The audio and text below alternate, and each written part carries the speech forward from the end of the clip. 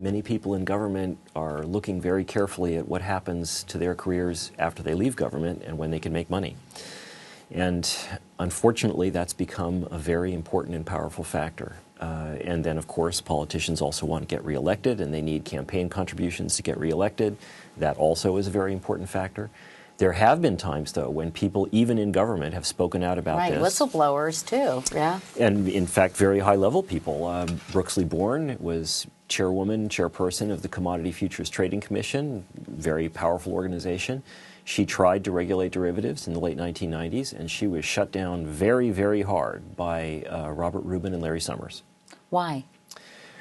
Well, that's a good question. One could, again, fear that money was involved. Perhaps they also sincerely believed this, but shortly after, Robert Rubin, as Treasury Secretary, was deeply involved in several deregulatory pieces of legislation, including banning the regulation of derivatives.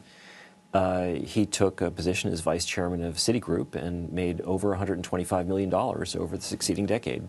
Larry Summers, his successor as Treasury Secretary, made somewhere between $20 and $40 million from financial services firms while he was president of Harvard. And again, we only know that because when he re-entered the government recently, he was required to file a federal financial disclosure form. There is no disclosure requirement from Harvard, and Harvard refuses to answer questions about these issues. Do you think that there was also collective greed at work? You know, that individuals may have been getting wealthier, but they saw a lot of other people getting wealthier, and they were like, this is great. Our economy is really thriving. This is, of course, before the everything came crashing down. But everybody's making so much money. I know that there's somebody in the documentary who says it's unprecedented wealth. You know, we were in this era of extraordinary wealth. It was almost like a second Gilded Age. So do you think in some ways people were just thinking that this was okay?